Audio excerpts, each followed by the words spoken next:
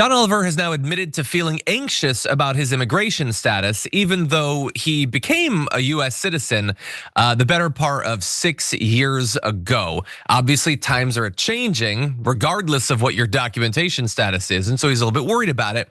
And he gave his thoughts on Monica Lewinsky's podcast, Reclaiming. I finally got my citizenship in 2019, at the end of 2019, but I realized I thought about it every day. Somewhere at the back of my head was my immigration status. At no point was it not somewhere in my mind. And I have to remind myself now, with all these stories going on, it's so hard. It brings something out of you, right? It's there, that anxiety that I thought I'd moved past that day that I got my citizenship. I thought it would be gone then. It didn't feel that. The relief didn't feel enough.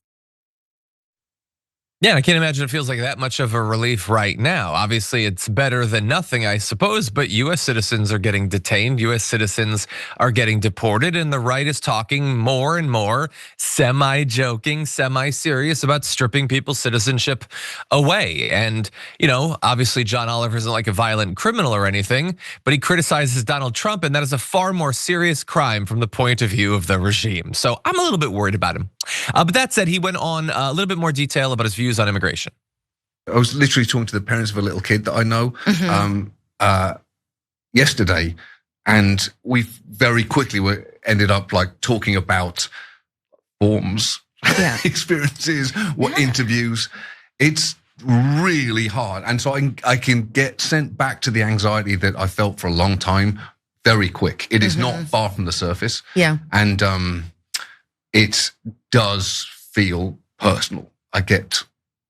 It's one of the things I get really mad about, and that's therefore want to use on our show to show Americans who may have heard things like come in the right way, just do things the right way, and not fully understand just how antithetical that is to the process that actually exists, and that has been either designed or neglected into the state that it's in.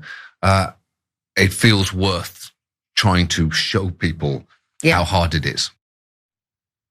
And there he's referring to, I'm sure, the most recent episode of Last Week Tonight, which does a deep dive into ICE, which was great in a variety of different ways, not only, although maybe mostly for triggering Dean Cain, but he gives a lot of great detail. And look, his show has repeatedly covered the topic of immigration over the years, and it's one of the most important topics right now. I mean, we try to talk about it as much as we can on our program. We're going to be covering a few additional stories through the course of today's show, but we look to what's happening in DC with the National Guard, or maybe we focus on God only knows what's going to happen later this week between Donald Trump and Vladimir Putin. But like, while all of that is happening, there are families that are being split up. There are communities that are being damaged. People are being snatched away. They're being effectively kidnapped, disappeared.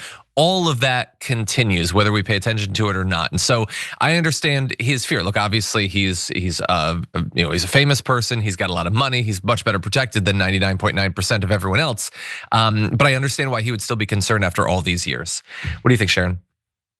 Yeah, I agree with you. And I think I don't pretend to defend celebrities. They have enough protection, as you said, but because he's a celebrity and what it comes out of his mouth, I think right now there are people directed by the commander-in-chief who are looking into his immigration file to see if there was any fraud, misrepresentation. He didn't cross a T or dot an I. And I think maybe even looking at changing the law or something to see, even though legal experts say you can't do this. Once you're a citizen, you're a citizen. I think he's doing that so he can get rid of Alec Baldwin too. Why not?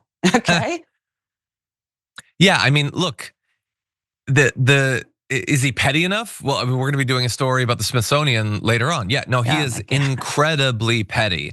One would think that him continually making sure that everyone in America knows that he can't take a joke at his expense and he can't take criticism would be deeply embarrassing, deeply unmanning. But unfortunately, the MAGA base is incapable of seeing him for the pathetic creature that he is. And so he just keeps doing it. And they get on board. I mean, the fact that Stephen Colbert appears to have been fired for Donald Trump's sake How many right wingers are like that was unacceptable?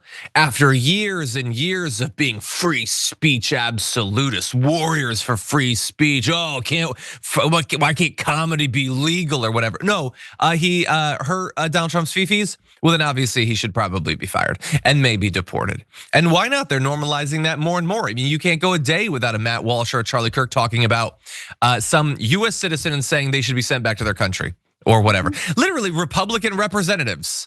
Cuban, but American-born Republican representatives, and they're talking about deporting them. This is because it was deportations was never going to be enough. In the same way that taking away your right to bodily autonomy in terms of reproductive rights was never going to be enough.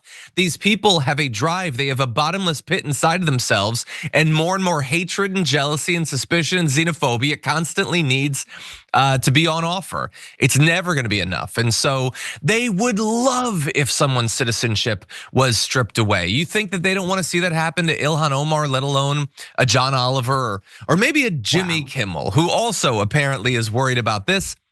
He revealed recently that he got Italian citizenship. He said, I do have that.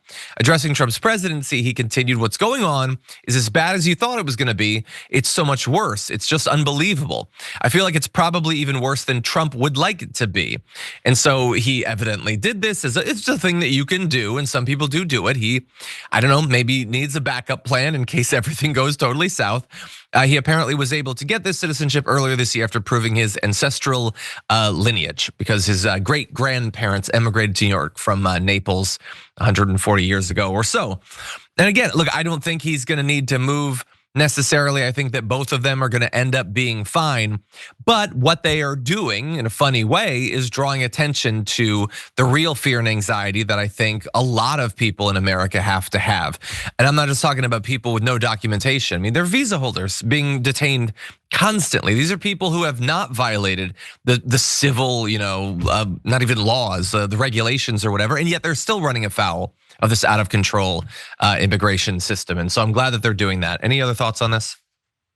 No, I think that, while Jimmy, if he needs to, can probably go to an Italian villa that he owns or something. People forget that even celebrities who are fearless and have that thick skin, they have families, they have children. We've seen Jimmy Kimmel cry over crisis in his family.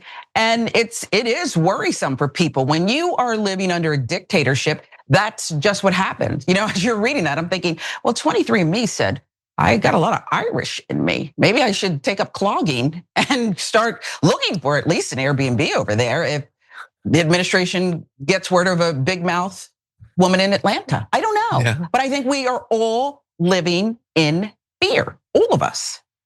I could be wrong, but I think the clogs are more of a Dutch thing. You don't want to lock that down. But what about that river dance thing that they do?